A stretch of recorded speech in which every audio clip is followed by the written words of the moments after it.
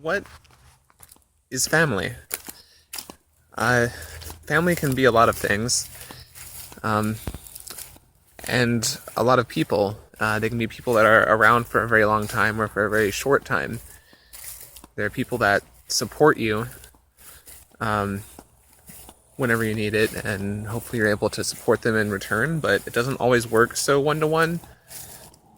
Sometimes you're in the capacity to help.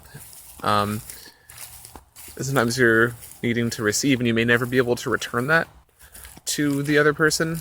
But there's this hope that because you were helped and nurtured, that you can continue to do that for others.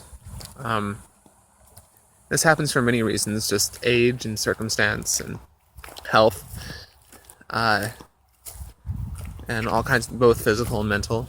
Um, my mother has tried to help me define what family is more recently. Um, she's told me that I have people that are like family, but they are not family, at least not in the way that she is, and has wanted me to return home to Oklahoma, where I was born, and she has returned. Uh, and her idealized view of home and family is a place that includes me, and as such, she wants me to come there, and I I acquiesce to parts of this. If family is important to you, then perhaps you should make yourself available so that you are able to support someone that you care about that needs it, to support a person that's helped you.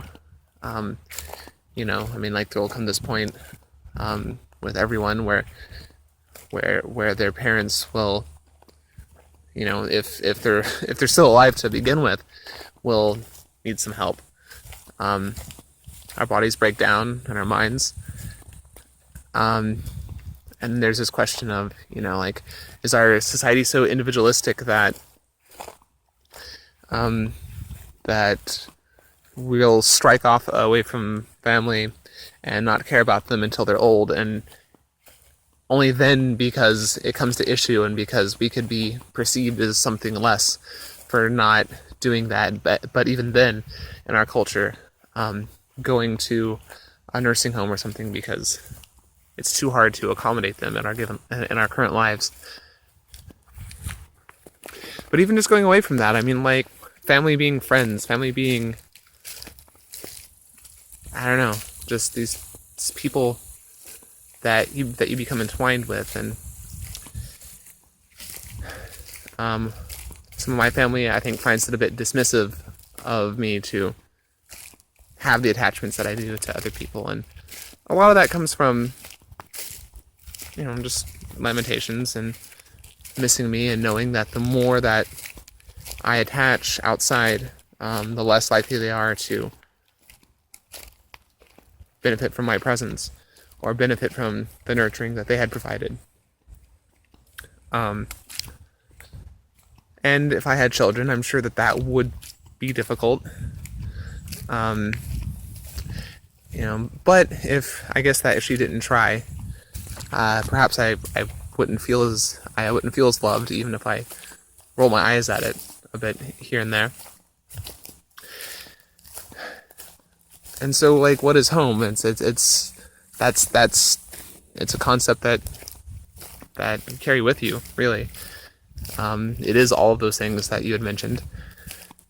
But really, it's not really, but it's also a sense of peace, a sense of comfort, and I think that for some it can be very conditional.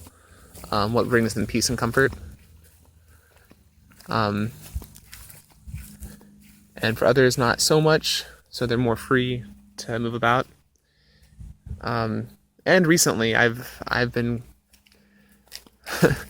I've been ruminating over why things bother me less than other people. which ultimately like opens up my comfort zone. Um, but then it's like, like why don't I voice my discomfort? And is it something that I just naturally don't feel, or have I just become so practiced in weathering things that I don't like because I feel that I care about the other facets more. Like I can deal with cold or heat or anxiety or whatever because there's something else bigger that's happening. There's a spider almost I ran into. Uh, because there's something bigger happening, or there's something that I feel is a more long-term benefit. Um, do I sacrifice a lot of my short-term for the long-term? Maybe. Am I taking a? Am I trying to logically process my emotions and rationalizing the outcomes?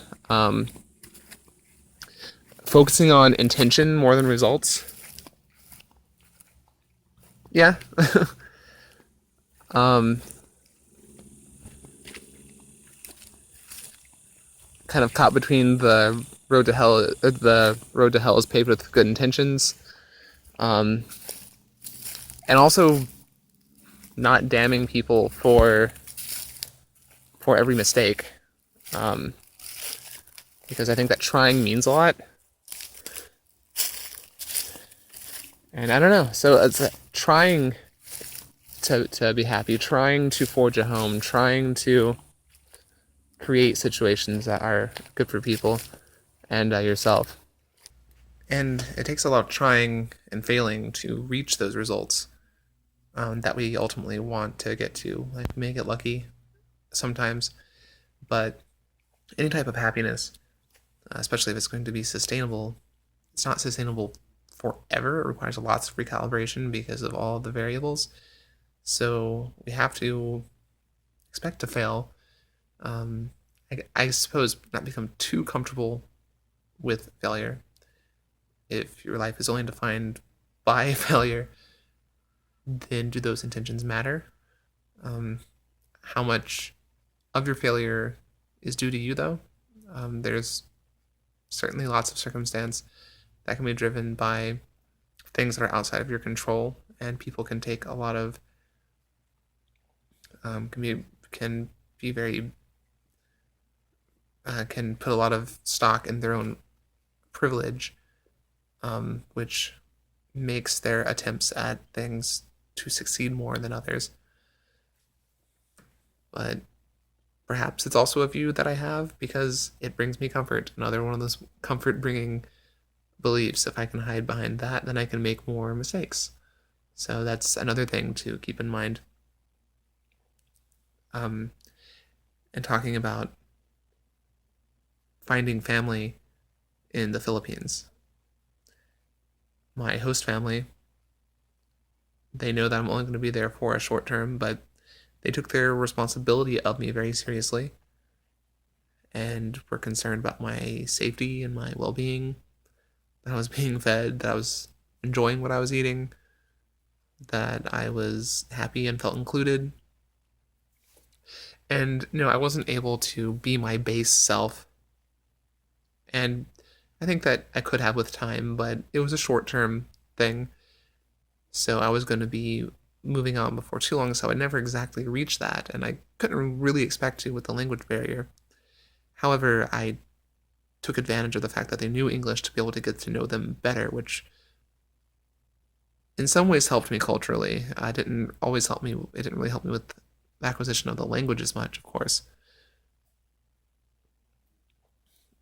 And so there's this question of why move away from predictability and comfort. And if I'm moving a lot and I realize that it takes more time to forge that feeling, then I'm going to be much less likely to ever find it or abandon it when I'm getting close or once I already have it because I have this incessant need to move on. Kind of like the change that we experienced at Maison, even, and the queer pad. Different people, some meshing better than others, and why that y'all made a move to bringing the variability down, bringing the comfort and the established friend family down to something that was better to allow you to be your root selves. And so there's this question of like, why do I seem to be more comfortable with the variability? Um, I always try to come back to figure out how much that my anxiety plays into things like that.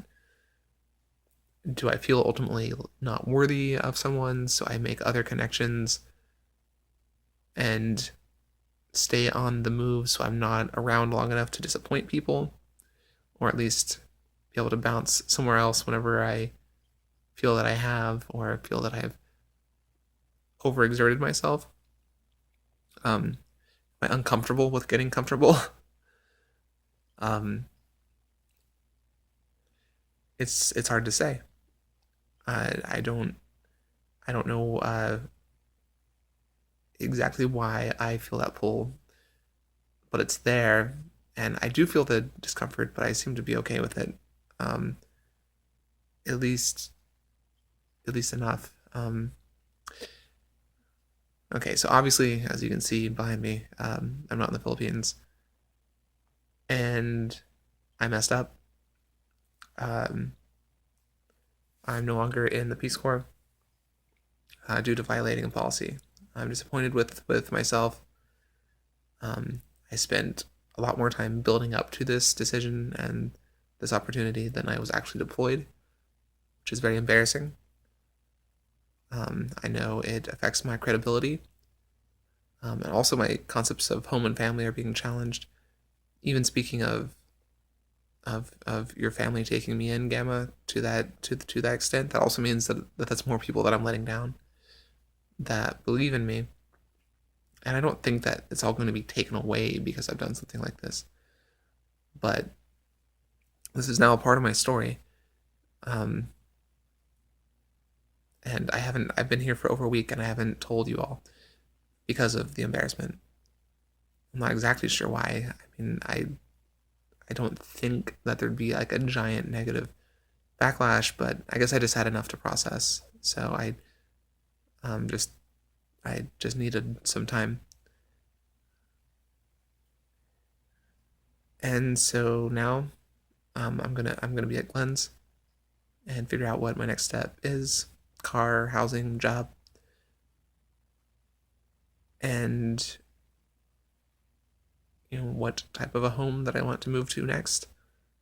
Um, how much to reinvest into existing family, um, or just go on another adventure, or I don't know. Decisions are hard. um, maybe that's why I do bounce around. I mean, those are decisions in their own right, but maybe the commitment then is hard. So yeah, um, hopefully I'll be visiting soon, and I'll be able to see y'all in person. Thank you, Tucker and Jesse, for checking in. I laughed really hard at Tucker's portion, and that was really sweet, Jesse. Thank you for making an appearance and letting me know what's going on with you and your life. And I know that there's challenges with the new apartment, um, but I hope that you're able to adjust to it well enough and then move closer to something that you're more comfortable with calling home. Um, but yeah, I guess that this is my chance time for the week.